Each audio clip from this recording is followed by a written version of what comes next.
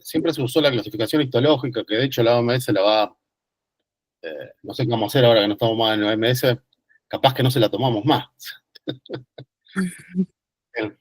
La clasificación histológica se viene actualizando, OMS tiene una publicación sobre la clasificación histológica de todos los tumores, por supuesto que mama, así como colon son los principales, son las que más se suelen actualizar. Históricamente se usaron y no servían para mucho, ¿ok? La diferenciación histológica, porque el tratamiento era bastante similar para el cáncer de mama, la única diferenciación que siempre se hizo fue el invasor del no invasor, que ahora si quieren hablamos de eso. Esa diferenciación es una diferenciación histológica, sí, pero no es una clasificación histológica. La clasificación histológica del cáncer de mama se refiere a la clasificación, a la subclasificación de los tumores invasivos en base a lo que ve el patólogo con el microscopio. Esta es una clasificación histológica del cáncer invasor. A partir del año 2000 se empezaron a meter los investigadores un poquito más adentro, o sea, empezaron a bucear en el ADN del cáncer de mama, de todos los tumores, pero en el de mama en particular encontraron que había algunas cuestiones comunes, independientemente de cómo uno ve al microscopio el tumor, había algunas cuestiones en las adaptaciones genéticas que iba adquiriendo el tumor, que los hacía comportarse de manera similar si uno lo miraba desde el punto de vista del ADN. ¿Ok? En ese momento se pensó que iba a ser la clasificación estándar. Eso no pasó. Como pasa muchas veces en medicina o en ciencia, que parece que se viene la revolución de algo y no pasa nada. Pero empezó a quedar en la práctica clínica esta idea de llamar a los tumores como si fueran clasificados desde el punto de vista molecular. Entonces ustedes van a ver los tumores luminales, porque se parecen no morfológicamente a las células del lumen, sino porque tienen una expresión genética parecida a las células luminales. ¿Ok? Y después algunos se pueden encontrar luminal A y luminal B. Lo dejamos por ahí. Después hay otras que desde el punto de vista genético se parecían a la estructura, el ADN, la expresión de genes, de las células basales. Si ustedes se ubican en la estructura del alvéolo, tienen las células luminales, que son células secretorias, que son las que producen la gota de leche. Abajo tiene una capa de células basales, las mioepiteliales, que conforman la estructura microscópica del alvéolo. Que ahí se inician los tumores. Aparentemente el origen del cáncer de mama se da por alteraciones en las células que están ahí en la base del acino, que son tutipotenciales y que tienen la capacidad de diferenciarse y generando células para, en una mama normal, cuando hay que hacer un recambio de la célula epitelial, se diferencia la célula epitelial. Cuando se necesita una célula basal para sostener la estructura, se diferencian a eso, y cuando se necesita reemplazar una mioepitelial, que tiene que ver con la contracción y el escape de la gotita de leche, bueno, se diferencian a eso. Con lo cual, digamos, una vez que arranca la alteración genética que da origen a la célula tumoral, aleatoriamente la célula tiene la potencialidad de ir para cualquier lado. Bueno, la diferente mezcla de expresión genética que le va dando, y es que eso es aleatorio, hace que la célula tumoral se pueda parecer a cualquiera de estos. ¿Se entiende? Bueno, la cosa no terminó en algo traído a la práctica clínica. Seguimos usando lo que hace 30 años se usa, que es mirar con el microscopio y decir qué subtipo histológico es, ahora los vamos a ver, y por otro lado, mediante la expresión de receptores hormonales, a qué se intenta parecer ese cáncer. ¿Expresan receptores de hormona o no le expresan, básicamente? Ahora vamos a ver los otros marcadores. Eso es para entender un poco cómo miramos al cáncer de mama. Pero hoy, digamos, esto que parece un lío, empieza a ser bastante sencillo si uno lo entiende desde el punto de vista práctico. ¿Para qué queremos diferenciarlo? Bueno, para saber qué tan agresivo es el tumor y con qué le vamos a dar. ¿A qué le vamos a tirar de tratamiento, no? Independientemente de toda esta historia, el tratamiento quirúrgico no tiene en cuenta, no importa si es uno u otro. Es un tumor, es un conjunto de células tumorales que mide tantos milímetros o centímetros, y hay que sacarlo con la topadora y punto. Ahí no hay mucho arte, ni mucha ciencia, ni mucha cosa rara.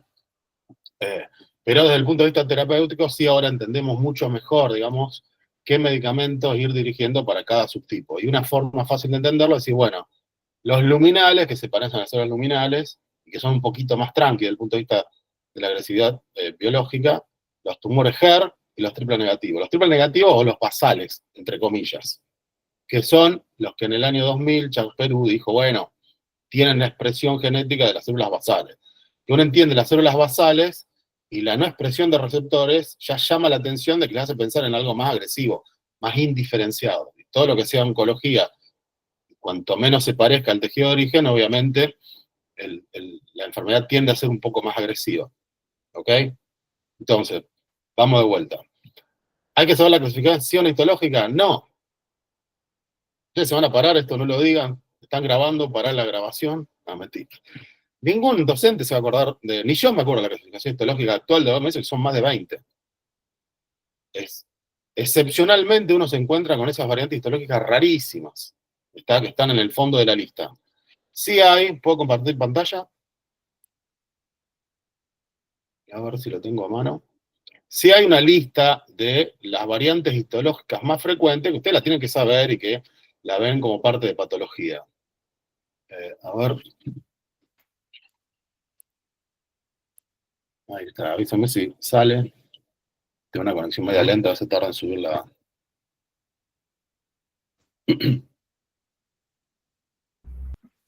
Sí, ahí se ve, profe. Ahí empezó. Se viene lento, pero...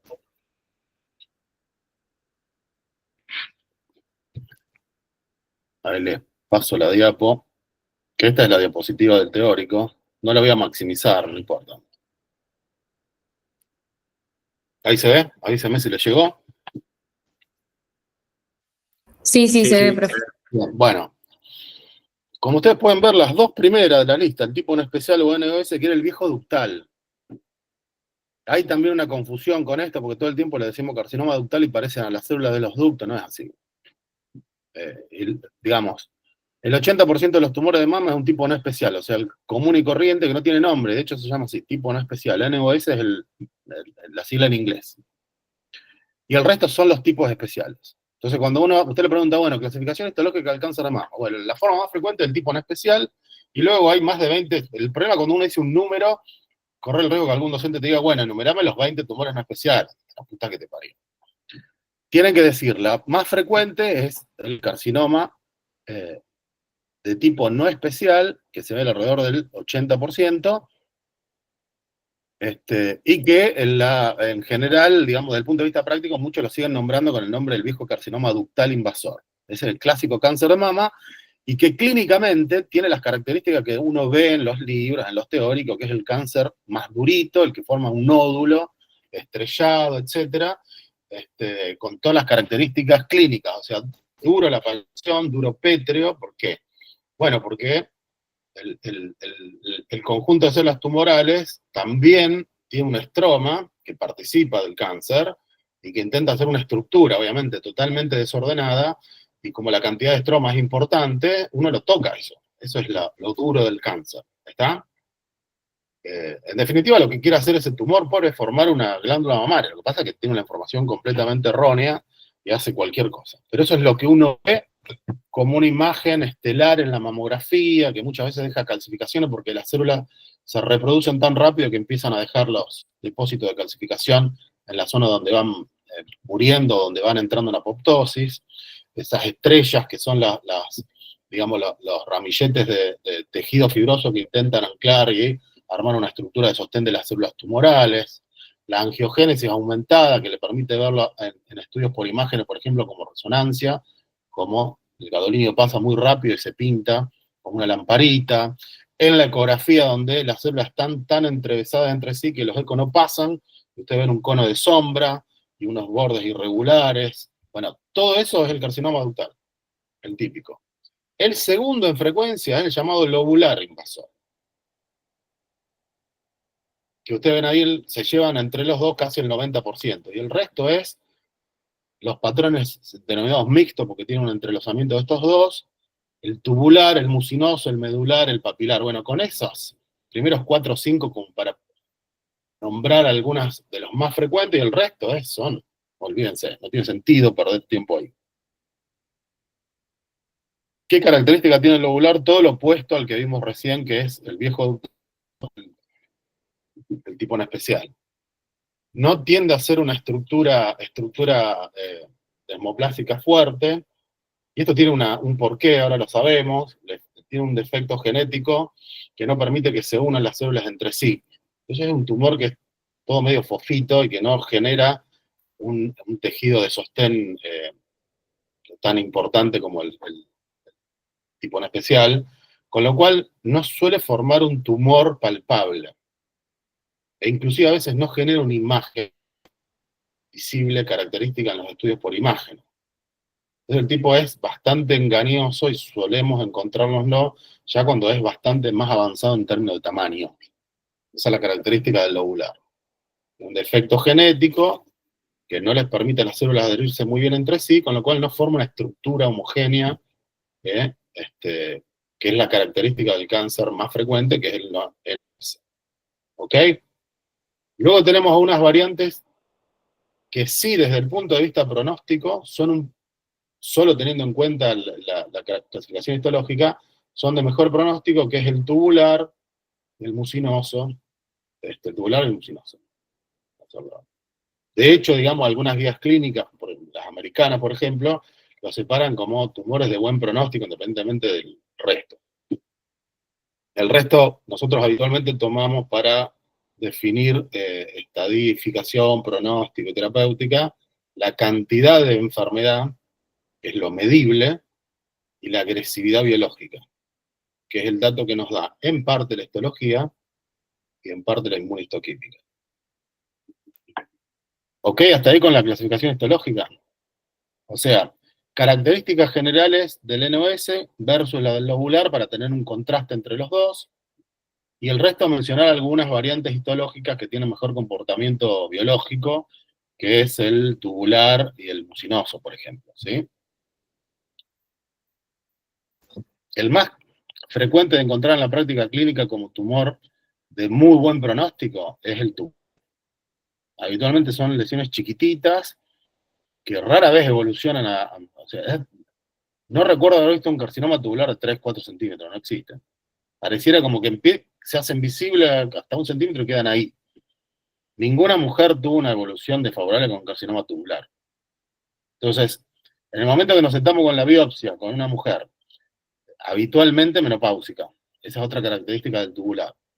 El NOS nos toca a todo el rango etario. De hecho, el más frecuente en las mujeres más jóvenes, premenopáusicas. El lobular tiende a ser un poquito más frecuente en la menopáusica y el tubular es característico de las menopáusicas. Suele ser chiquitito, y habitualmente casi siempre hormonodependiente y de buen pronóstico. Bueno, eso lo podemos decir del tubular, pero del NOS tiene todo. Puede ser chiquito y tonto y no agresivo. Chiquito es muy agresivo, ser triple negativo, por ejemplo, requiere un montón de tratamiento. Eso lo vamos a ver ahora. La otra forma, esto en cuanto a, perdón, en cuanto a alguna pregunta. ¿Cómo, profe? No escuché. ¿Alguna pregunta en relación a la histología? Pues nos salimos. Profesor, yo quería preguntarle, porque por ahí hay una clasificación que dice infiltrante y no infiltrante. Sí. Estamos hablando de invasor y no invasor, o sea, sería así. Claro, sí, infiltrante. La infiltración se refiere a pasar la capa basal siempre. Que eso le da la potencialidad de generar una enfermedad a distancia del órgano de origen. Eso vale para todos los tumores. Independientemente que sea por vía hematógena, linfática, eso no tiene mucha importancia por ahora. Pero sí, es infiltrante o no infiltrante, como, qué sé yo, para no salirnos mucho de ginecología, el cáncer de cervix les pasa lo mismo. Las lesiones preinvasoras, el SIL de bajo y alto grado y el cáncer de cuello. ¿Se entiende? Casi todos los tumores tienen su... ¿Cómo, perdón? Profe, ¿el carcinoma inflamatorio pertenece al triple negativo? No, el carcinoma ahí es otra cuestión. El carcinoma inflamatorio es una forma de presentación clínica del cáncer de mama. Del cáncer, cualquiera. ¿Está? Presentación clínica quiere decir cómo lo veo. Bien. Claro. O sea, no lo pongan dentro de clasificación histológica No lo pongan Bien. dentro de clasificación molecular de ninguna. Es presentación clínica del cáncer de mama. Si alguien lo Gracias. lleva, bueno, si una mastitis, qué sé yo, bueno, es una forma de presentación clínica particular. Ahora, sí es cierto que el cáncer de mama que se presenta con esa particularidad clínica como un inflamatorio es un cáncer siempre muy agresivo.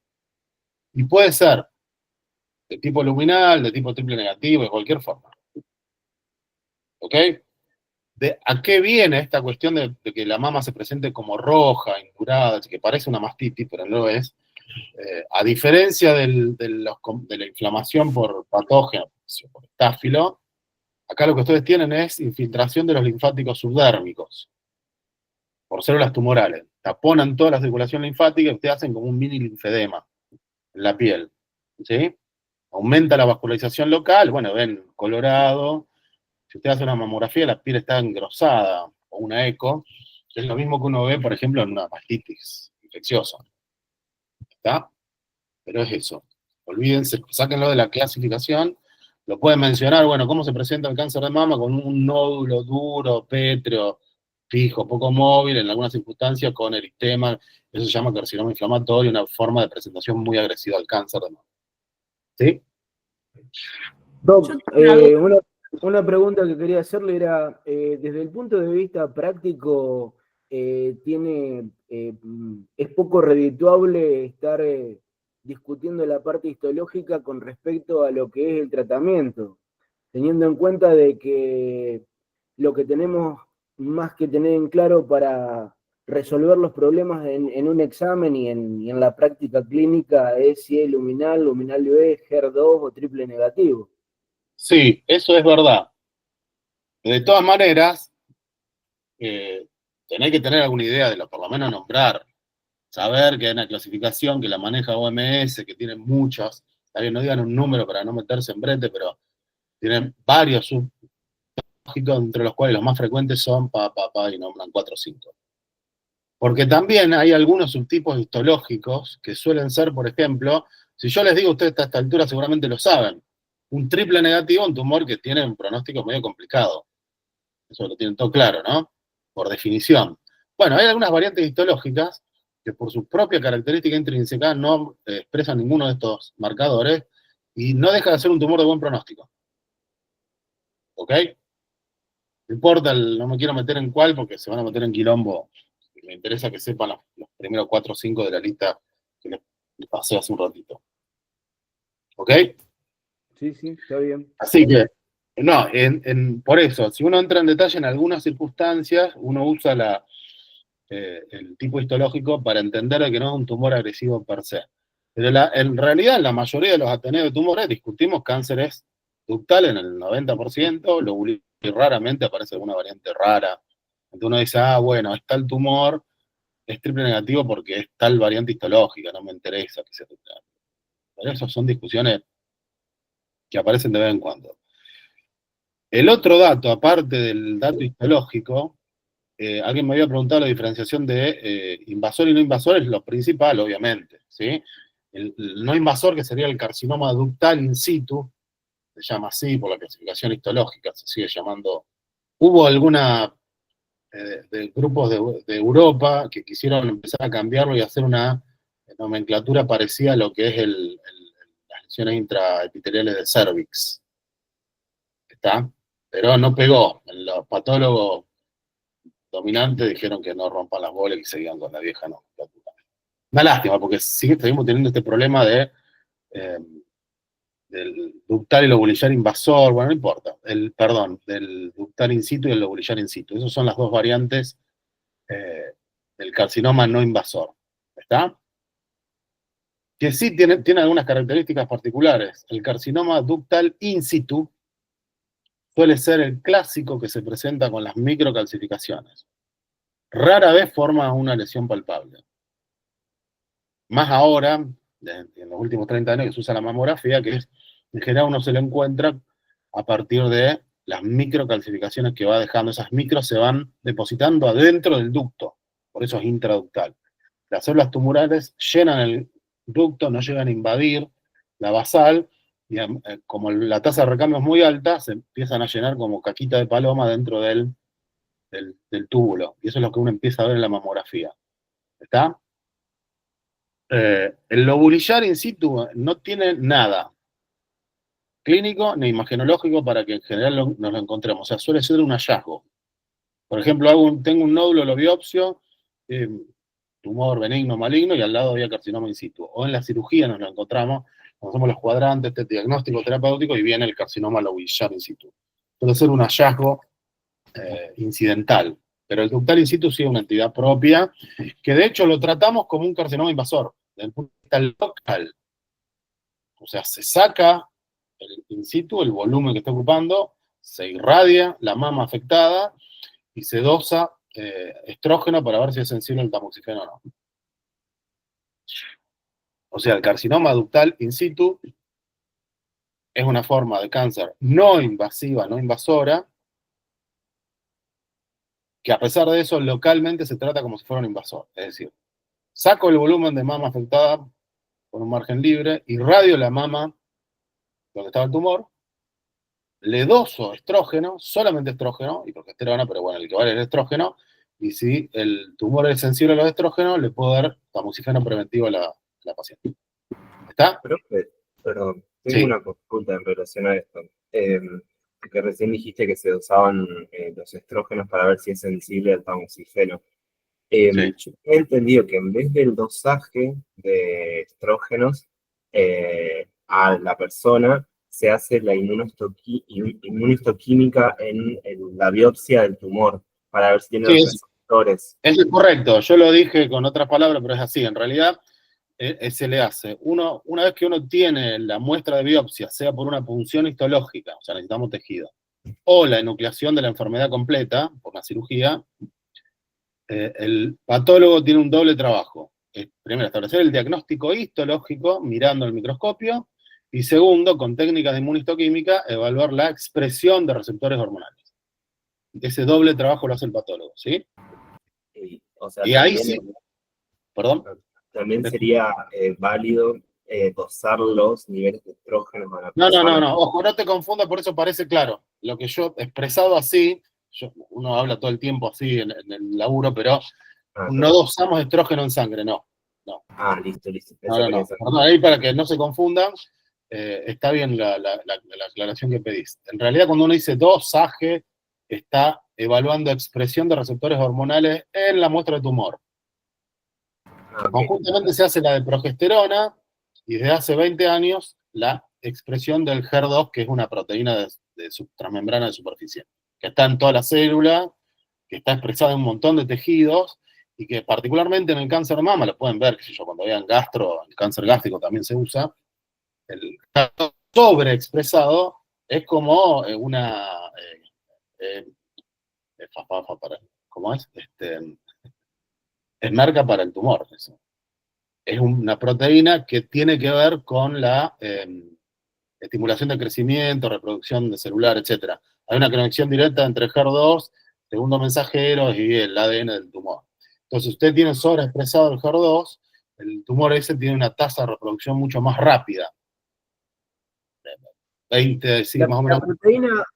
La proteína HER2 sería un pro-oncogen.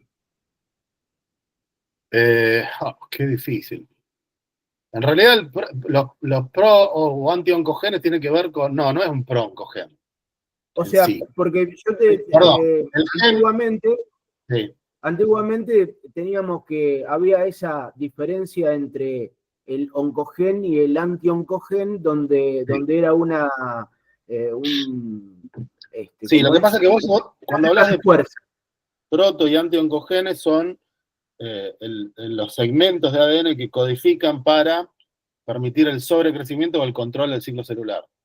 Sí. Está un poco lejos. El HER2 está en superficie y es cierto que termina estimulando una parte del ADN de la célula que le permite replicarse o generar otras proteínas, etc. ¿Se entiende? Si vos lo querés ver así, sería el gen que codifica la proteína HER2 de superficie, lo podés llamar como un proto-oncogen, porque juega a favor del tumor. Bueno. Era más que nada para poder entenderlo, nada más que eso. Era. Perfecto. Por eso, para entender cómo fue en cáncer de mama aparecían un montón de marcadores. Yo me acuerdo cuando leía el Robbins, en la década del 90, la lista eran páginas y páginas de marcadores que ninguno prosperó. El que terminó quedando fueron los que ya se conocían, los receptores de estrógeno, progesterona, y empezó a hablar el HER2. ¿Qué pasa? Había un montón de pacientes con cáncer de mama que eran tratadas y les iba mal, empezaron a ver si tenían algo diferente a las que siempre le iban mal, bueno, y encontraron este marcador sobreexpresado que es el HER2, y luego aparece la medicación, que es un anticuerpo monoclonal, que se pega como una llave de una cerradura al HER2 y bloquea la señal. Ese es el trabajo del anti-HER, medicación anti-HER. Es bloquear la señal estimuladora, ¿se entiende? Sí, sí.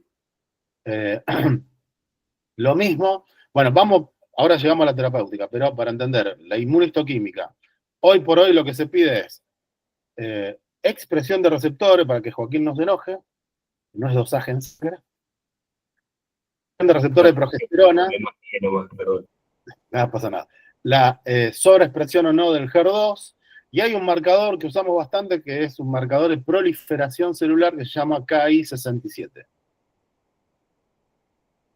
O sea, que son esos 4. No están ahí en la diapo para hacerla más fácil, pero es receptor estrógeno, progesterona, HER2 y Ki67.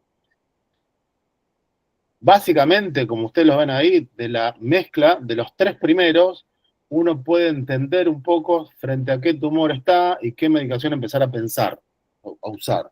Creo que está en otra diapo eso. Profe, perdón, ¿cómo definiste el KI67? Es un marcador de proliferación celular. Gracias. Bueno, ahí está la diapo, ¿no? Ahí está más completa. Digamos, la columna que vale es la del medio, donde usted tiene la mezcla de receptores de estrógeno con el HER. Son 3. En realidad son 2, porque el receptor de progesterona, y si ustedes quieren de estos 4, el Ki67, sirven para complejizar un poco la clasificación y decir es más o menos agresivo. Pero no me cambia la dirección del tratamiento. O sea, si el tumor expresa receptor de estrógeno, es sensible a los estrógenos, tengo que bloquear la llegada, la producción del receptor, ahora vamos a ver los mecanismos. Si el HER2 está activado, lo puedo bloquear con el anti-HER. Y ahí se me termina todo. O sea, progesterona no dicta nada y KI tampoco. Lo único que dicen, y son inversamente proporcionales. Cuanto menos expresión de progesterona tengo, un poquito más agresivo el tumor. Cuando el Ki67 es más alto, más agresivo el tumor. O sea, el Ki67 es directamente proporcional a la agresión y el receptor de progesterona es inversamente proporcional a la agresión del tumor. ¿Ok? Entonces, si yo tengo la primera fila, receptor de estrógeno, progesterona prendido y el HER2 negativo, ese tumor tiene un correlato de expresión genética parecida a las células luminales. Entonces se llaman tumores luminales. Si se quieren complicar, bueno, si ustedes tienen la expresión de receptor de estrógeno y progesterona, cuanto menos esté expresado el de progesterona, en vez de ser luminal A, va a ser luminal B. ¿Ok? Pero no se compliquen, es tumor luminal, con la expresión de los dos que van variando. Si yo tengo un tumor, no importa la histología, que tiene sobreexpresado el HER2 y no tiene receptores hormonales sobreexpresados, es un HER2 puro, ¿le voy a dar tamoxifeno a esa paciente? No, pues no va a funcionar. O sea, sí, si querés, dale, pero no va a hacer ningún efecto. Tengo que dar solamente anticuerpos monoclonales. Si tengo finalmente un tumor que tiene la sobreexpresión de nada, o sea, perdón, no expresa ninguno de los 3, en la jerga se llama triple negativo. Que eran los viejos, ahora que ya no se usan más, los basales. O sea, la genética de un tumor que no expresa receptores hormonales y no expresa, es parecida a la de las células basales. Nadie hace el dosaje genético todavía del tumor.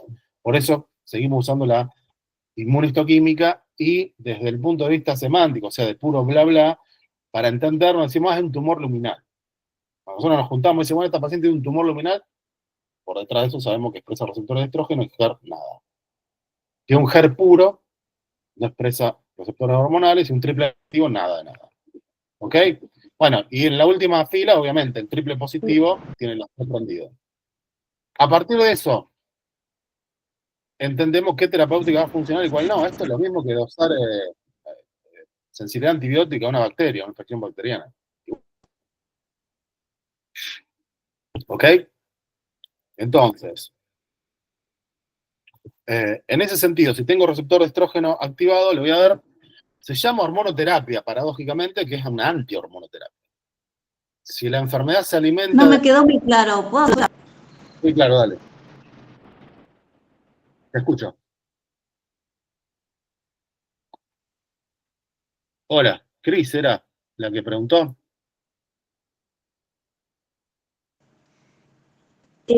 Con respecto al luminal A, por ejemplo, puede tener receptores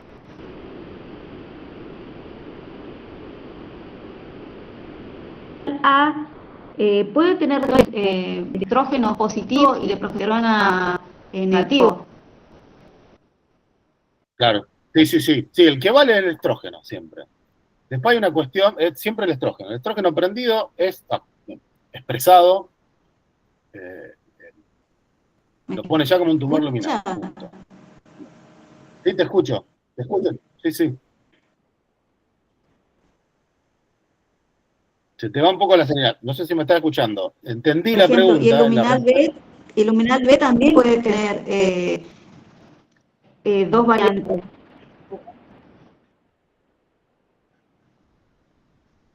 Por eso yo no quería que se compliquen. El luminal es con el estrógeno prendido, punto. Si ustedes lo quieren subclasificar, ustedes pueden decir, bueno, este luminal es más o menos agresivo. ¿Qué voy a buscar ahí? El nivel de expresión de estrógeno, o sea, no es lo mismo que un tumor tenga un 5% de estrógeno que tenga 100.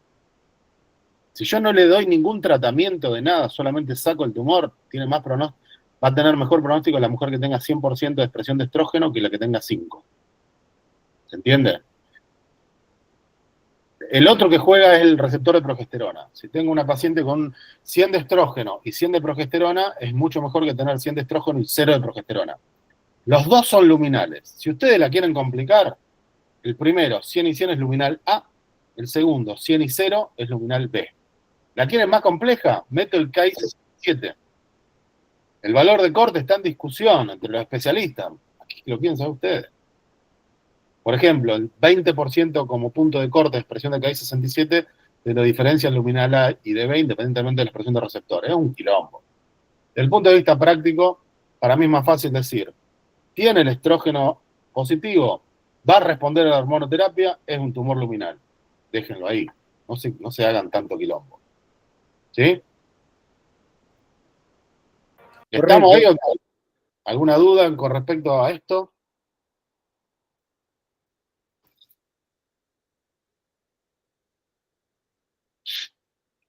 Bueno, más allá de todo este quilombo clasificatorio, esto es un poco de información pronóstica, pero lo que más me interesa es qué tratamiento le voy a administrar al paciente. Si expresa receptor de estrógeno de vuelta, le puedo dar una antihormona de vuelta, con esta cuestión paradojal de que le decimos hormonoterapia, pero es una antihormonoterapia.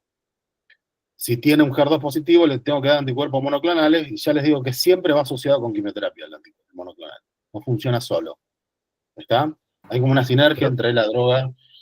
Sí, escucho.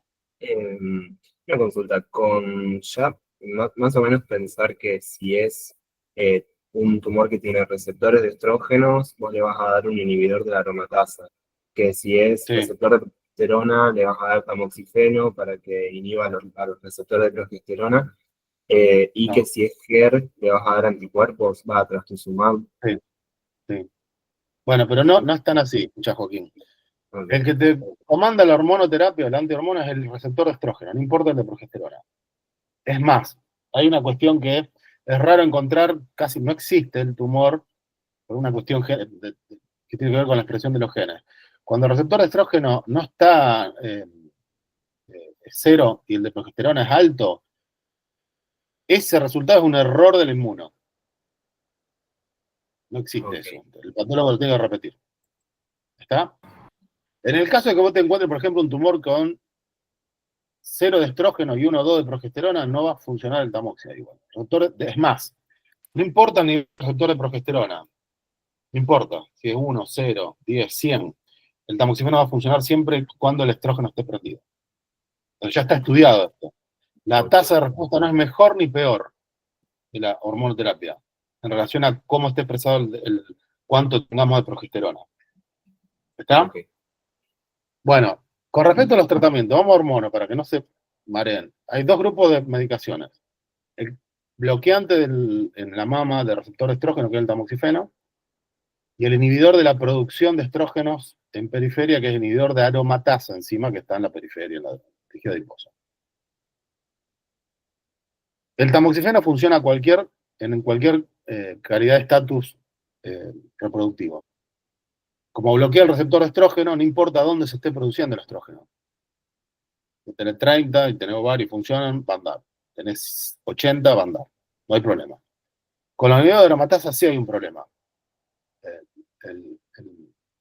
Si yo le doy, de hecho se usa en medicina reproductiva el inhibidor de aromatasa para estimular la producción de estrógeno por parte del ovario. Entonces empiezan a razonar, si yo a una chica de 35 que menstrua le doy inhibidor de aromatasa, ¿le bloqueo la aromatasa periférica? Sí. ¿Bajan al principio el nivel de estradiol, de estrógeno, perdón, débil? Sí. Esto es censado en el sistema nervioso central, FSH manda la orden y el ovario empieza a producir estrógeno pasto. O sea que la respuesta paradojal es que aumentan los niveles de estradiol. Entonces, ergo, la conclusión es, en las mujeres jóvenes no puedo dar inhibidor de aromatasa. Ok. ¿A menos que? Y ¿A menos que? ¿A menos también que qué? perdón. ¿Cómo, perdón? Preguntaba si también previo a ese aumento del estradiol se podría dosar, por ejemplo, un aumento de FSH, LH. Sí, sí, todo. Si vos lo vas a seguir en el tiempo, va a dosar primero caída de estrógenos débiles, después va a dosar la subida al pico de FSH, y después un mes después va a dosar el estrógeno, el estradiol altísimo. Ok. ¿Están? Pueden dosar 900, 1000, más de 1000. Bueno, por eso no se da el inhibidor de aromatasa en mujeres que tienen el ovario todavía funcionando, independientemente de la edad. Sí lo Profe, puedo dar, sí. en pacientes menores de 35 años, ¿puedo requerir el tratamiento de quimio ayudante para como que completarla con la hormoterapia? O porque el libro aclara que el tratamiento ayudante de la quimio se puede dar en ciertas situaciones aunque el ganglio me dé negativo. Y en una de Sí. esas decía menor a 35 años. Sí, esa es una, a ver, eso si querés, después, ahora hablamos en un ratito del uso de la quimio en cáncer de mama. Ok, Ese es uno de los criterios, lo charlamos. Terminamos con lo del hormono. Tamoxifeno bloquea el receptor de estrógeno, inhibe aromatasa y nivel aromatasa del tejido adiposo periférico, básicamente. Si yo quiero administrar el inhibidor de aromatasa a una mujer joven, le tengo que anular el ovario. ¿Qué técnicas conocen para anular el ovario? ¿Quién contesta? No sé, una infusión continua de la hormona liberadora de gonadotrofina. Sí, el análogo. Le- Le da un y lo- análogo por vía, exacto. Una vez por mes le inyecta con una inyección de depósito, se pierde toda la secreción pulsante del gen RH, chau. El ovario deja de funcionar, entra en menopausia artificial, ¿está? Esa es una forma. Bueno, el otro, la sobreexpresión de HER2, anticuerpos monoclonales, el más conocido y usado todavía es el trastuzumab, y ahora hay, digamos, tratamientos duales con otro bloqueante, que se llama pertuzumab, y hay otras medicaciones nuevas que en realidad se usa esta vía del HER2 y el anticuerpo monoclonal para inyectar adentro de la célula tumoral moléculas biológicas muy pequeñas. Por ejemplo, el Deruxtecan lo menciona, el Deruxtecan, una molécula bien chiquitita que se utiliza como si fuera una inyección, la unión del HER2 con el anticuerpo, la molécula va dosada y se cuela dentro del canal proteico de HER2. No importa, pero parece ciencia ficción, pero estamos en esa ahora. Bueno, finalmente el Profe, triple perdón, negativo. Sí, ¿podría escucho. repetir el nombre del anticuerpo monoclonal? El trastuzumab es la droga, digamos, como se llama, con el tamoxifeno de los HER2. Trastuzumab.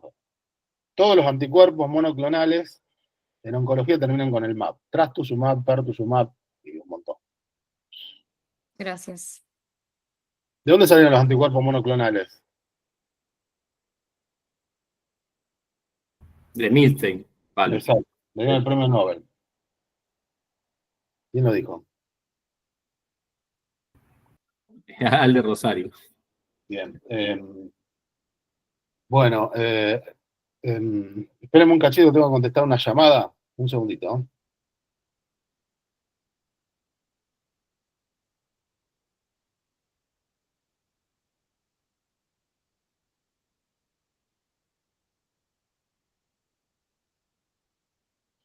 Listo, perdón. Bueno, triple negativo. ¿Qué hacemos con el triple negativo? ¿Qué se les ocurre que se les puede dar? ¿Le damos hormona? ¿Le damos trastuzumab?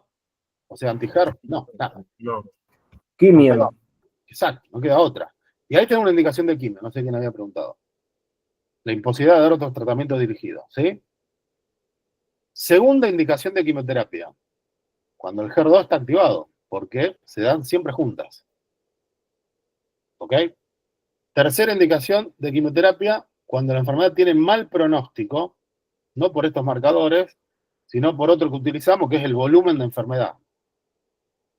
O sea que si ustedes tienen, por ejemplo, un tumor muy grande, que es muy grande, bueno, eso ya es relativo, pero un tumor que sea mayor de 5, no, es difícil poner un número ahí, pero más de 3, 4, 5 centímetros, o sea que ya se considera un tumor que tiene un tamaño tal que es probable que ya esté sembrado en varios lugares, o sea que haya células tumorales circulantes con capacidad de implantarse en otro tejido.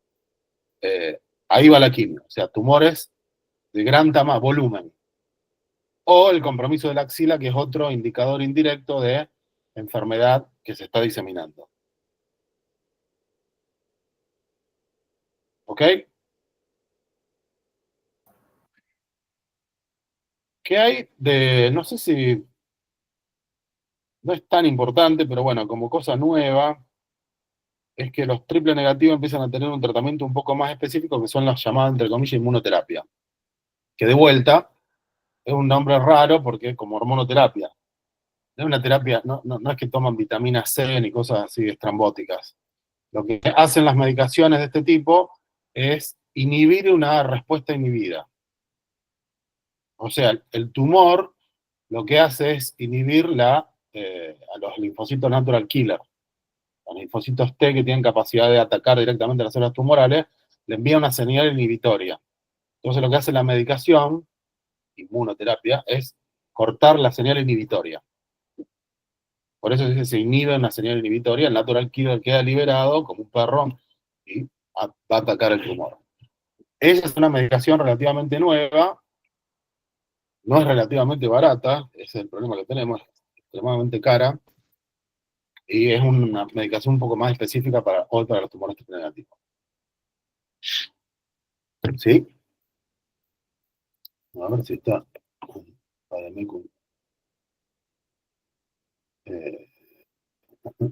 Bueno.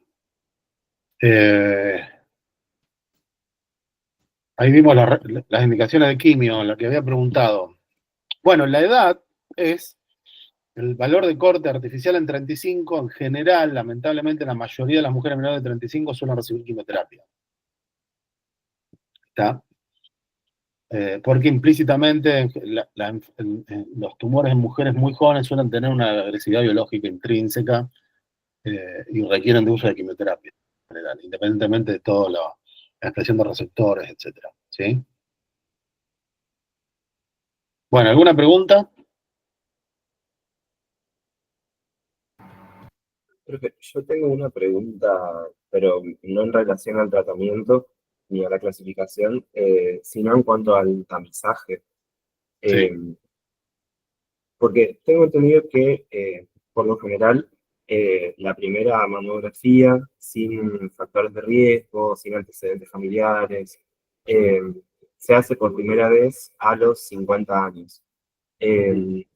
Y después de eso, anualmente se hace un examen mamario clínico, digamos, con palpación y con la inspección.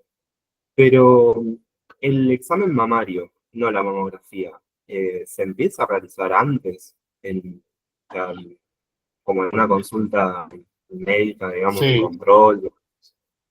Mira, el tema es así. En realidad, la primera mamografía, ahí hay dos posturas en el mundo. Acá en nuestro país, la Sociedad Argentina de Mastología adhiere a la más preponderante, que es empezar a los 40 con mamografía anual. ¿Está? Muchas agencias públicas,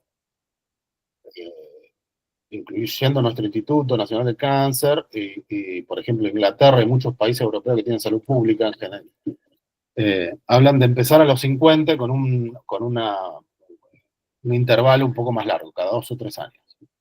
Hay una discusión ahí que sí, la mamografía anual a partir de los 40 tiene mucho falso positivo, hay mucha sobreintervención innecesaria, ¿está? Y por el otro lado dice que, bueno, que si empezás a los 50 te perdés esa década de control entre los 40 y 50.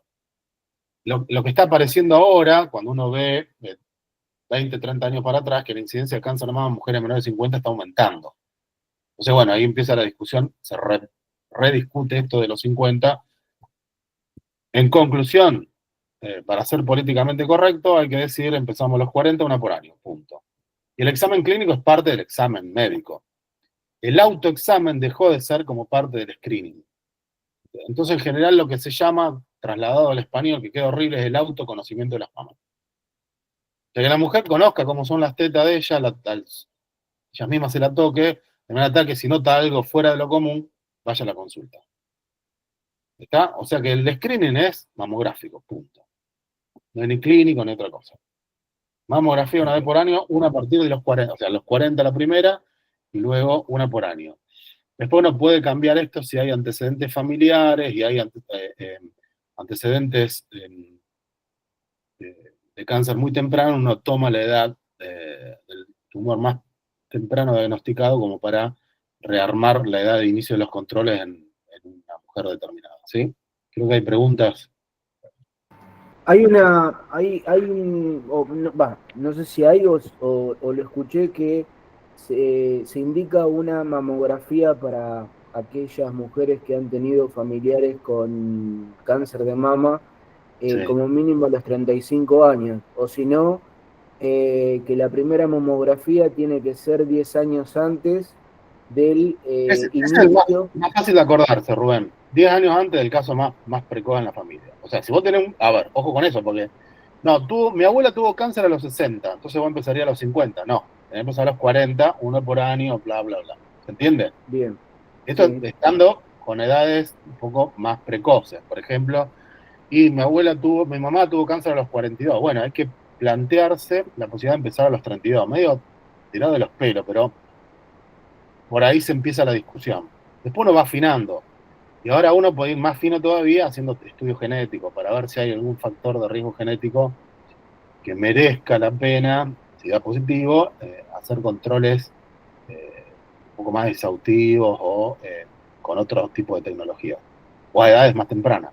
¿Se entiende? Está bien. Si no, sería a los 40 años empezar.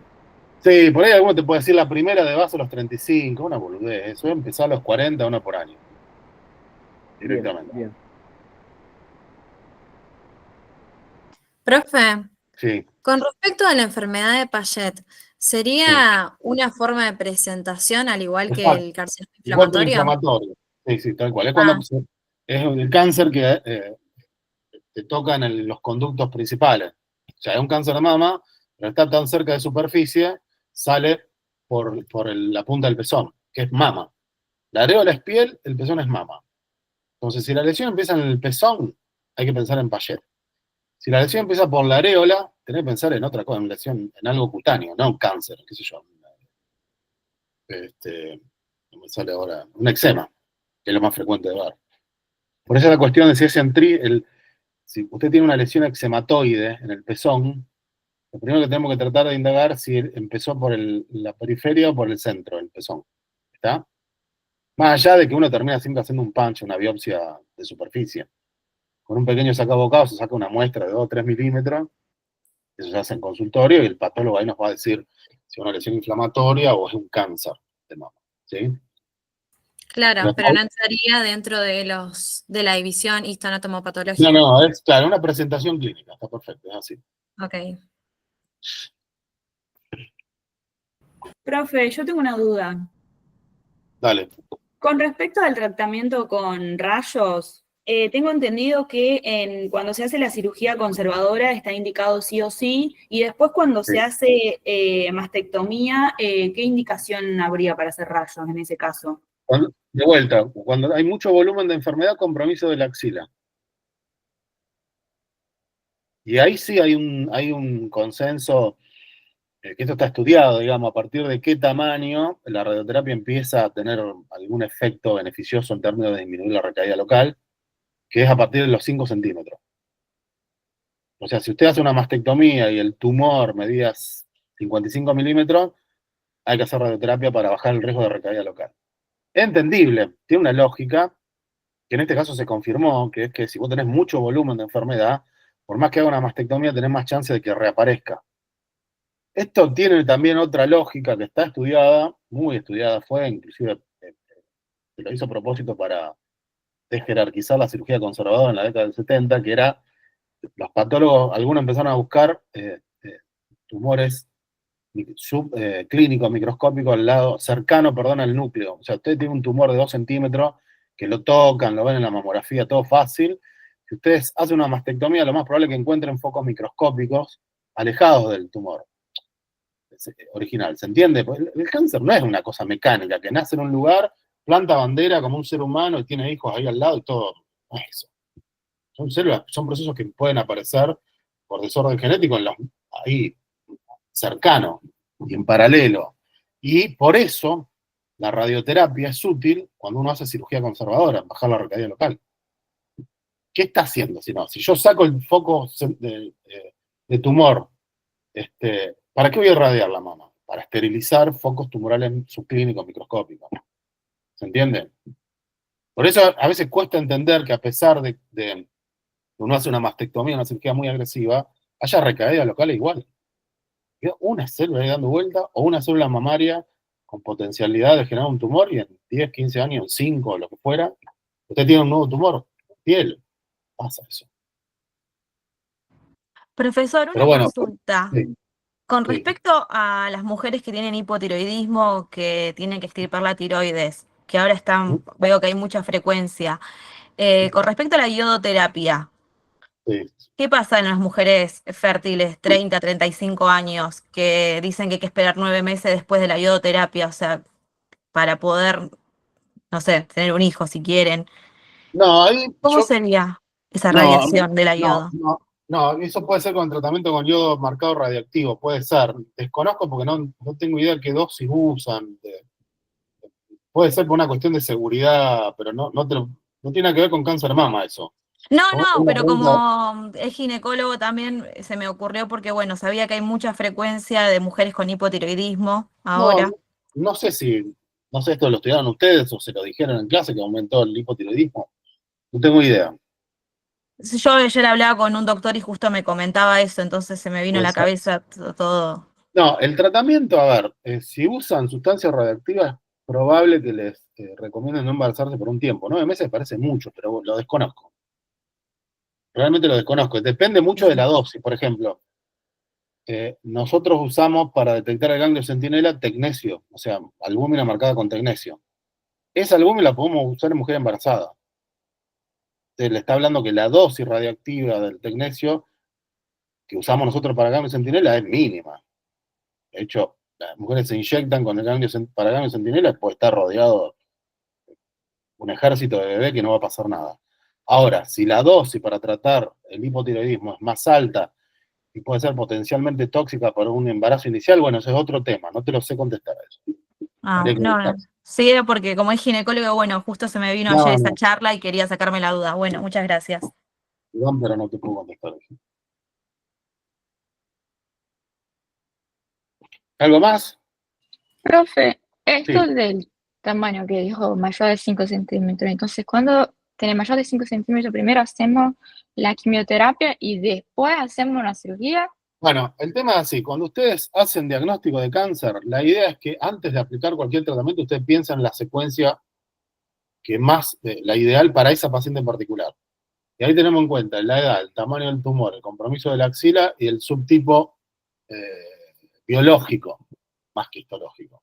Entonces, si nosotros decimos, bueno, a esta paciente le vamos a hacer cirugía conservadora porque Le vamos a hacer biopsia de ganglio centinela, va a ser radioterapia, va a ser quimio, porque por ejemplo tiene un ganglio positivo, y va a ser, o tiene un HER2 y va a ser quimioterapia. Bueno, todo eso lo decidimos antes de hacer nada.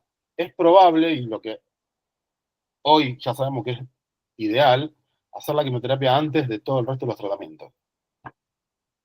¿Se entiende? O sea, el orden lo tenemos que elegir teniendo todas las herramientas antes de empezar el tratamiento. Si vos me preguntás si una paciente necesita quimioterapia y ese dato lo tenemos antes de empezar cualquier terapéutica, habitualmente decidimos hacerla antes de que otra cosa. ¿Cuál es el Vale. sustrato de eso? Es que, bueno, si yo tengo enfrente una mujer con una enfermedad que potencialmente puede generar enfermedad a distancia, o sea, metástasis, con la cirugía no le voy a evitar eso. Entonces, lo que tengo que hacer es darle quimioterapia para tratar de esterilizar todos los focos de micrometástasis y después atacarle el cáncer en sí. ¿Se entiende? Eso es la quimioterapia neoadjuvante, esa es la idea, el concepto. Sí, sí. Yo tenía entendido antes, no sé si está bien, que cuando era estadio 0 a 2, 0, 1, 2, a depender del tamaño del tumor, hacía una cuadrantectomía, una mastectomía y enseguida sí hacía los tratamientos adjuvantes, que podía ser la radioterapia. Está bien, lo que pasa es que vos tenés paciente en estadio 1 con tumor HER positivo ahora.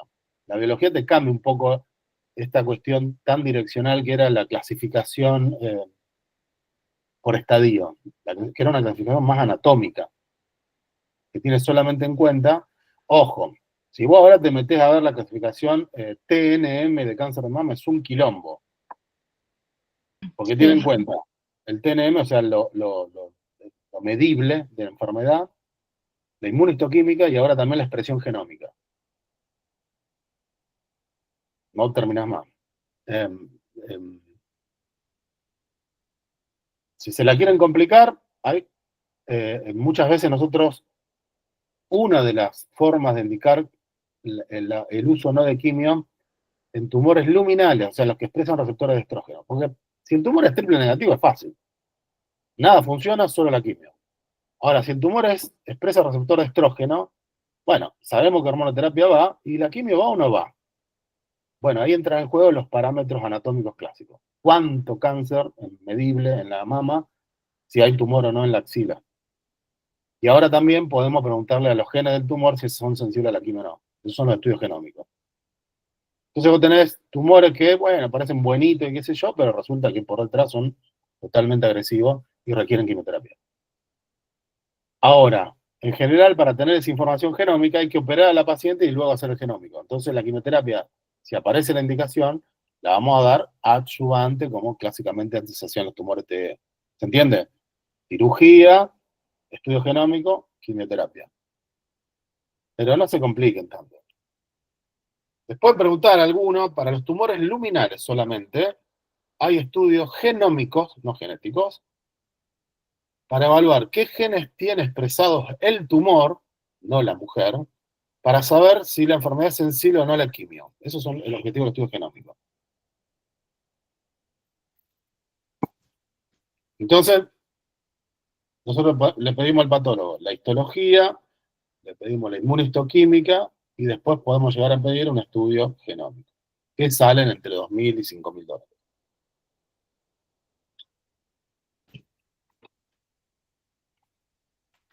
Bueno, ¿algo más? Profe, yo quería consultar por el tema de las biopsias, que Sí. sabemos que hace el diagnóstico de certeza, pero tengo muchas dudas porque hay varias que se van a preferir ante otras en determinadas situaciones, que tenía que ver con si es palpable, si se ve por la mamo, si se ve en la eco, y se me mezclan un poco esos conceptos. Bueno, primero, lo preferible para mama en particular es hacer una biopsia histológica. Desde el punto de vista técnico, vos podés poner una aguja fina y sacar células, y si el patólogo está entrenado en ver células sueltas, te puede decir, bueno, loco, acá hay atipia, esto es un cáncer. Pero no podés hacer inmunistoquímica, no podés saber la variante histológica. Entonces, en general, preferimos, primera cuestión, la biopsia, o sea, sacar un trozo del tumor. De preferencia, para no hacer tanto daño, es con una aguja gruesa. Y ahí la técnica para obtener la muestra va a depender sobre si el tumor es palpable o no. Si el tumor es palpable, poné la mano, poné la aguja y saca la muestra. ¿Está? Si el tumor no es palpable, ahí viene la cuestión. Bueno, ¿cómo lo viste el tumor? ¿Lo viste bien por eco? Bueno, guías la biopsia por ecografía. Es un estudio más barato y menos cruento para el paciente. Ahora, si el tumor solamente, la lesión se ve en mamografía, por ejemplo, no es palpable. Bueno, no puedo usar la mano para hacer la biopsia manual. No puedo usar la ecografía porque no lo veo bien por eco. Bueno, lo pones en un mamógrafo que tiene adaptado un equipo de biopsia. Entonces, biopsia guiada por eco, biopsia guiada por mamografía, mamógrafo, y biopsia guiada por clínica. Eso sería lo mismo que decir biopsia core. Claro, la biopsia core es la biopsia con aguja gruesa. Ah, De cualquier de estas tres modalidades. Manual, ecográfica, cenográfica. Obviamente el cenógrafo no es un cenógrafo común. Si alguna de ustedes hizo una mamografía, es una mesa, la paciente está acostada y el cenógrafo estaría, digamos, el equipo de mamografía abajo y adosado un equipo de biopsia que tiene un hace vacío. Entonces el nombre técnico es biopsia estereotáxica por vacío. Biopsia estereotáxica por vacío. Hay dos marcas en Rosario, que es como Coca y Sprite esto, Coca y Pepsi. Mamotom o Subro son las dos marcas. Pero el genérico es estereotáxica por vacío. ¿Por qué estereotáxica? Porque como ustedes la lesión se ve solo por mamografía, ¿cómo la encuentran? Tienen que meterle las coordenadas al mamógrafo digital y ahí el equipo se mueve. Es como si fuera ¿cómo es? La guerra de los barquitos, ¿cómo se llama? La batalla naval, así. Se le dan las coordenadas, la aguja se ubica, track y entra, ¿no? Con anestesia local todo esto, por supuesto, ¿no? Profe, ¿y en qué caso se utilizaría la biopsia excisional e incisional? ¿Para cuándo la reservaría? Y, por ejemplo, la excisional es sacar un pedacito del tumor, para eso que tengo un tumor palpable, a la mano. Bueno, eso cuando tengo un tumor muy localmente recontra avanzado. Tener toda la mama tomada por enfermedad, nada, elegí lo más representativo de lo que presuponemos esas lesiones tienen a sangrar mucho, y ahí ponemos un poquito de anestesia local y sacamos un pedacito del tumor. Ok, gracias. Y después la biopsia excisional, bueno, hoy no la hacemos más, excepto cuando tenemos que hacer lo que se llama un cuadrante diagnóstico, porque la biopsia por función no fue representativa, por la razón que fuera. Pero en general tratamos de no sacar la lesión sin saber de qué se trata. Ese es un poco el concepto. Gracias, profe. Dale.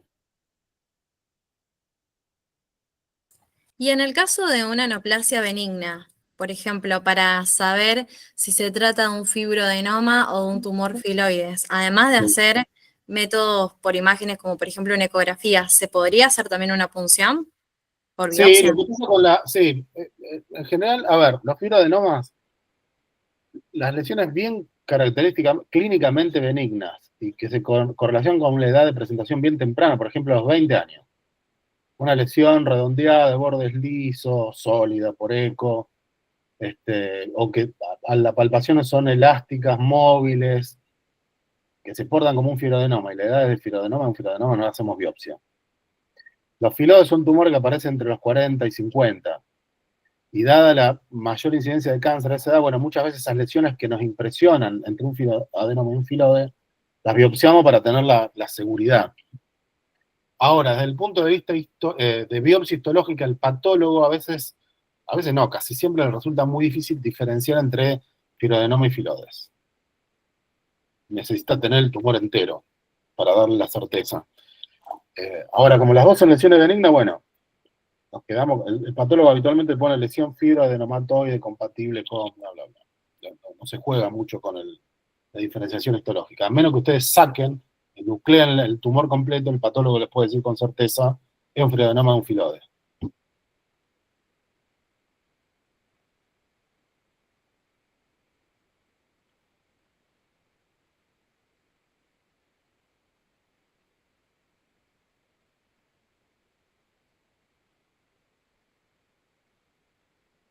¿Qué más?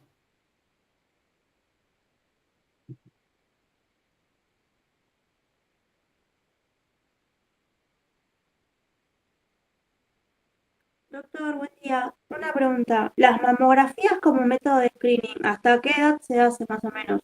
¿O se hace de por vida? Mira, las guías clínicas lo que dicen hasta que te quede una expectativa de vida menor a 10 años.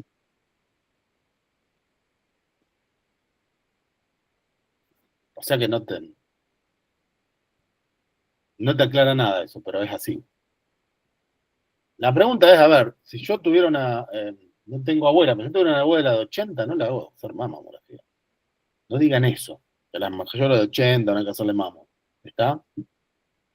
Pero yo personalmente, qué sé yo, si mi vieja, no sé si ya está por cumplir 80, no sé qué hacer más mamo, no.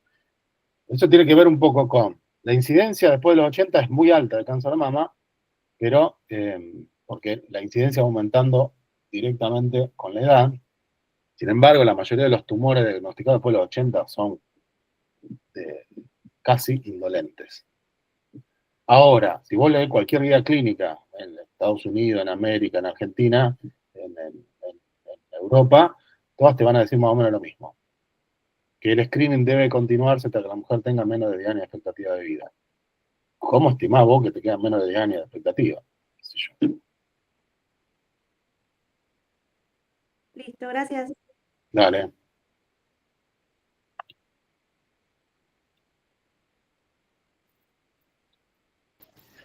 Doc, una pregunta con respecto a la biopsia. Cuando uno decide hacer una biopsia, ¿se hace a todo tumor o si uno tiene una idea de que está seguro que un tumor directamente se saca el tumor y después se decide el tratamiento? Bueno, eso es lo que hablamos antes. Si estoy seguro que es un cáncer, pues ya a esta altura uno está casi seguro, digamos. Bueno, esto es un cáncer de mama, o la imagen, la clínica, lo que sea. Al contrario, tenés que tener el dato, primero, para darle la información a la mujer, segundo, o al varón, y segundo, para organizar la terapéutica. O sea que sí o sí tengo que tener la biopsia. Y si tenés una duda entre una lesión benigna o maligna, con más razón, te la sacás con la biopsia. O sea, conclusión, siempre tenés que tener una biopsia previa. Okay. Para establecer un diagnóstico frente a la duda o frente a la certeza del clínico para armar una estrategia terapéutica. O sea que... Sí. No, perdón, entonces, ¿no se haría biopsia en algunos tumores, por ejemplo, que serían, vamos a suponer, esas calcificaciones así desparramadas o cosas donde es muy difícil tomar biopsia?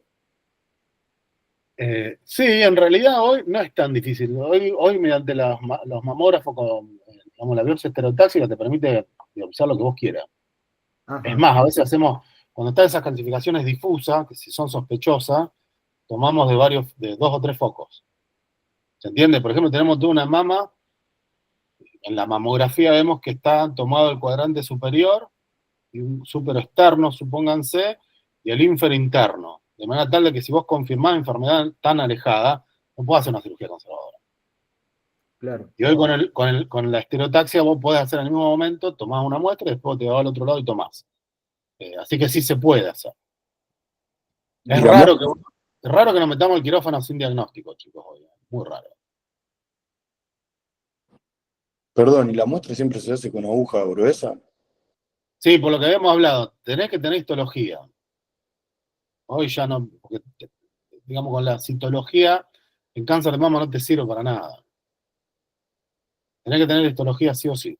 Tenés que tener un segmento de tejido a partir del cual el patólogo puede hacer inmuno. Inclusive ya estudios genómicos se pueden hacer sobre el material de tejido chiquitito que te da una core, que puede tener 11G o 18G, ser una aguja finita, pero ese pedacito de tejido, si vos lo ves un choricito que decís esto no vale nada, pero el patólogo saca un montón de información. O sea, profe, que la de la punción con aguja fina, que es citológico, o sea, no nos podemos quedar con solo eso para hacer el diagnóstico. Mama no se usa más. Ok. A menos que ustedes tienen un quiste y sacan un poco de líquido, hacen la citología del líquido. Lesiones sólidas, no. Está bien, no en otra herramienta, está en, qué sé yo, 1.000.000 de kilómetros de cualquier centro y querés tener algún dato, pero lo que pasa es que si vos estás a 1.000.000 de kilómetros de cualquier centro, el patólogo que te va a leer eso no va a estar tan entrenado en leer células sueltas. Entonces tenés el mismo problema. Si yo tuviera 1.000.000 de kilómetros de todos lados, ahí sí te hago una tumorectomía directa.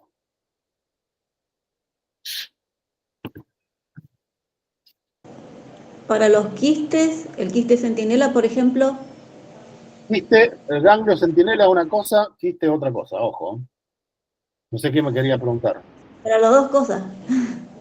Bueno, si tenés un quiste, o sea, vos tenés una lesión a la palpación bien elástica, que se toca, la pasás por ecografía y es líquido, pues te das cuenta.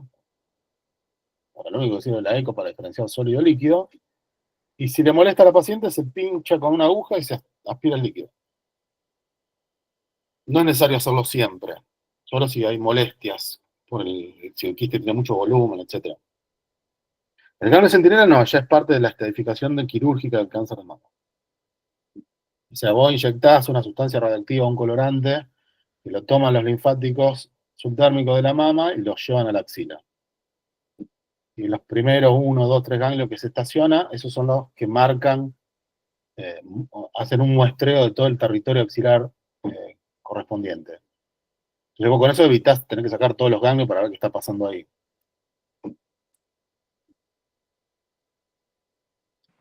Profe, una pregunta. ¿En qué caso se haría cuadrantectomía? Cuando vos podés sacar el tumor y que la teta no quede destrozada. Entonces, si vos tenés una teta así enorme y un tumor de 5 centímetros, sacás el tumor y como tenés tejido, reconstruís, rearmás.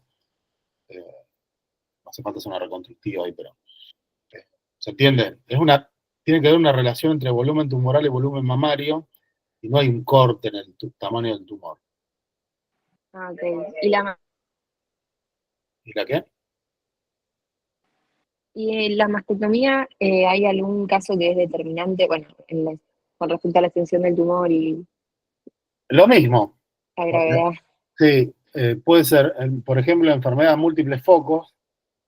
A veces podemos hacer mamas voluminosas que tienen 2 tumores separados, sacamos cada tumor con tejido sano alrededor y queda todo bien, pero hay situaciones que es imposible.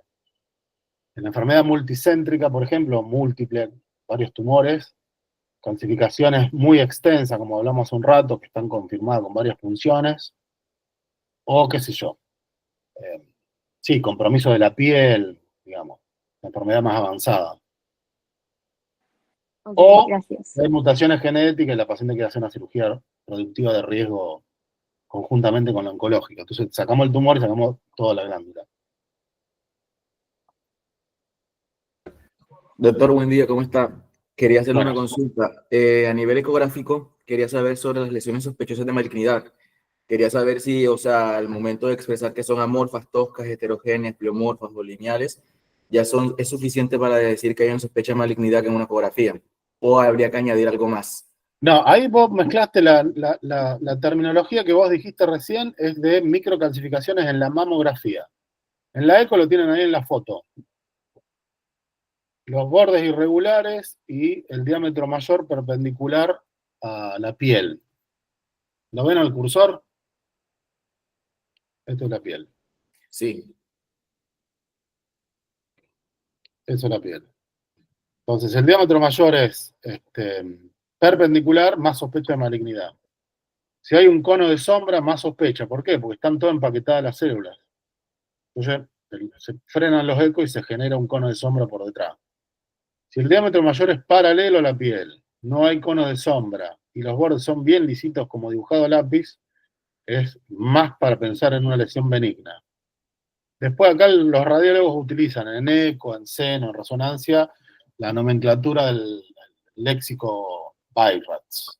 Entonces, si le ponen número 4 o 5, ellos le están diciendo que tienen todas las características como para pensar en una neoplasia maligna. Profe, Listo, gracias. en relación a BI-RADS o BI-RADS, no sé, tengo entendido que cuando te viene uno, 6 es porque ya hay un diagnóstico previo No, el de... 6. 6. El 6 dije, ¿no? 6. El 1 es lesión, o sea, vos te vas a hacer un estudio de control y todo Sí. totalmente normal. Eso es 1. 2, tenés algunos hallazgos que son bien característicos de benignidad y no se toman en cuenta, se pone 2. El 3 es que empieza a haber alguna duda, en realidad el 3 quiere decir haga otro estudio. Hay algo dudoso, haga otro estudio. Puede ser otra escenografía diferente, una ecografía, una resonancia, otro estudio adicional. 4 y 5 ya nos indican sospecha de malignidad. Claro, y en el 6, que te indica que ya hay un diagnóstico previo. O sea, vos vas al estudio ya sabiendo que, por ejemplo, vos tenés un cáncer de mama, lo biopsiaste, qué sé yo, le empezás con quimioterapia y le volvés a hacer un estudio por imágenes para ver si se achicó o no. Ok, Si vos le das, si vos sos, no quiero putear porque esto lo están grabando, no le mandás los datos a pobre radiólogo, el radiólogo te va a poner lo que ve. Pero si vos le pones al radiólogo, paciente con cáncer de mama en tratamiento, que tenía un tumor de 3 centímetros, el radiólogo ve todo eso y dice, el tumor mide 2, entonces te va a poner todas las características y al final te va a poner BI-RADS 6. Ok, No hay nada más. esto no tiene que ver con la recidiva, o sea, digamos, ponerle que tuvo un cáncer de mama. No. Vos partís de 0, vos te trataste y el remitió, próximo estudio puede ser 1, puede ser 2, puede ser 3, puede ser 4 o 5, pero no puede ser, perdón, ahí te dije algo mal. El 0 es haga estudios adicionales. El 3 es sospecha muy baja, repetilo en 6 6 meses. Me equivoqué yo, sí. Me apuré, me equivoqué. Ok, El 6 entonces, te van a poner con diagnóstico reciente y nada más. listo. Entonces, si remitió lo que sea, se arranca de nuevo como si no. Arranca de nuevo, exacto. Ok, listo. Profe, en la hiperplasia atípica, lobulillar, ¿qué se hace? Porque tengo entendido que ya se saca la lesión con la biopsia, que ahí la hallás, pero como constituye un riesgo de cáncer futuro, ¿cómo se Es diría? un marcador de riesgo. Vos ahí, las hiperplasias atípicas, el riesgo vos lo bajás un montón dando medicación preventiva, tamoxifeno o inhibidor de aromatasa. Ok, gracias. Con el mismo criterio, o sea, si la mujer menstrua, tamoxifeno, si la mujer es menopáusica, o tamoxifeno o un inhibidor de aromatasa, para bajar el riesgo. La disminución de riesgo está en el orden del 70%, eso es muchísimo.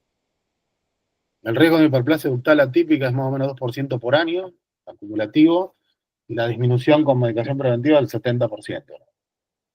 Si no lo das, es como no darle penicilina a una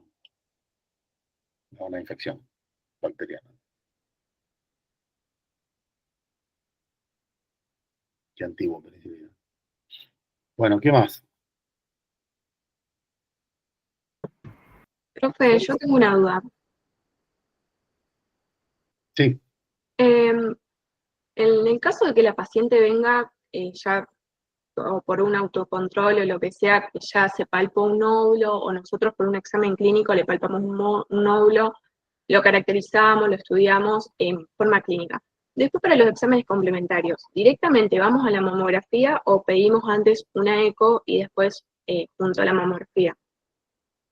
No, en general, digamos, el estudio central siempre es la mamografía. Siempre. Que a veces algunos tumores no se ven, pero la mamografía es el estudio central. Si vos no lo hiciste antes, la haces en el momento de que empezás los estudios. Gracias. Y después la mamografía sí pedimos una biopsia. Sí, tal cual. O sea, si vos tenés una lesión, la paciente no tiene hecho una mamo, antes de intervenir, porque la biopsia te genera algún cambio siempre. El hematoma o la cicatriz, etcétera. Entonces, hacer la mamografía y después intervenís. Pero vos con la mamografía tenés un muestreo, es como el estudio básico. Y aparte, no solamente de la mama en sospecha, sino puede tener esos raros casos, el cáncer bilateral, puede aparecer en 5% de los casos o menos, pero te puede tocar, entonces tenés que tener un muestreo de las dos mamas. Doctor, hablando de lactancia materna, ¿en qué patologías mamarias está contraindicada de forma absoluta o si tiene o alguna contraindicación relativa? No, excepto que esté usando alguna medicación que pase en el momento de administración de la por ejemplo, cuando están haciendo quimioterapia, o sea, que voy a diagnosticar el cáncer en el embarazo, se puede empezar con quimioterapia durante el embarazo, después se suspende, 3 semanas hace el parto cesárea, y después si inhibe la lactancia se va a usar alguna medicación que pueda pasar por la leche materna, que no le puedes dar. Esa sería la contraindicación. Pero el cáncer en sí no es una contraindicación. Y más allá del cáncer, por ejemplo, hablando de los quistes, de las mastitis, de los tumores, los papilomas. Nada, no, cero. Excepto que haya secreción purulenta por el pezón. Que eso tampoco te dura mucho, porque en teoría vos lo vas a tratar si es un proceso infeccioso. Entonces no, es absoluta transitorio si vos querés, solo si hay derrame purulento por pezón, pero si no, al contrario, el vaciamiento con cada mamada genera, digamos, que baja un poco la tensión en la mama. Las mastitis, excepto las recontra graves que requieran drenaje quirúrgico, en general no son contraindicación de lactancia. Y durante el tratamiento, el periodo que dura el tratamiento con antibióticos, Tampoco. se hace No, le da antibiótico que que la teta no, contralateral. sí, puede dar un beta-lactámico que no pasa nada. Puede seguir lactando, pasa un poquito por la leche, pero el bebé no le genera mayor problema. Ok, gracias. Bueno, una más y terminamos. Profe, y sobre lo que veníamos hablando en pacientes HIV positivas, Sí, para la lactancia. sí, de inhibirla. Sí, hasta donde sé, estoy lejos ya de la obstetricia, pero sí se inhibe la lactancia. Bien. No sé ahora, habría que ver si el recuento, no sé. Sí, decían recuento mayor a 1000 copias. Ujú. Sí, eso se usaba como punto de corte cuando yo era residente para decidir vía alta o baja. Con respecto a la lactancia, siempre se inhibe la lactancia hasta donde yo sé, pero no he consultado información nueva, no tengo de eso. Creía que sigue lo mismo de antes, pero no te lo puedo confirmar. Doctor, ¿puedo hacer una consulta o una última pregunta? Sí. Las ecografías mamarias, ¿se pueden, a partir de qué edad se piden en general? ¿O se hace conjunto con el examen clínico de mama en el consultorio? No, O sea, ahí depende de cómo la tenga vos disponibilidad del estudio, del ecógrafo. No forma parte del estudio rutinario. Lo que pasa es que si queremos hacer un estudio, por alguna razón, a una mujer joven, en general, el primero que recurrimos es la ecografía. La mama, fundamentalmente las mujeres menores de 30, muchas veces la mamografía no muestra nada porque tiene esa densidad mamográfica natural, pero muchas veces le hacemos mamografía y se ve perfecto, más ahora con los estudios digitales. Pero el estudio, digamos, en general el estudio inicial para mujeres menores de 30 es la eco. Más amigable con la paciente, te dan información que habitualmente resuelve el caso. Pero no es que no se pueda hacer una mamografía, pero de rutina no se usa igual, ¿eh? No, gracias. Muchas gracias. Quería hacer una última pregunta, pero no respecto a los temas, sino, bueno, al ALDE, si para Centenario hay formulario disponible o no, porque no encontré. No hay formulario, es directo con el SIU. Listo, Vos haces la gracias. inscripción y te sube la lista de toda la gente, pero no es como Perfecto.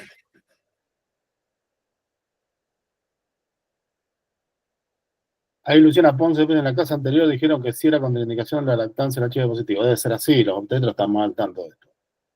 No creo que haya cambiado, pero bueno, por eso, pero como hace tanto que no reviso ese tema, y con respecto a la biopsia frente a un nódulo, más allá de lo que encuentran en las imágenes clínicas, siempre solicito biopsia, creo que lo charlamos siempre. Biopsia. Cuando hay una duda, ¿no? Por eso, si hablamos, tenemos todo una lesión que por palpación y por edad es un fibroadenoma, no lo biopsiamos. Por edad, por clínica y por imagen. No se biopsia. Bueno. ¿Estamos? Listo, muchas gracias, Doc. Bueno, suerte. Ustedes están todos para rendir, ¿no?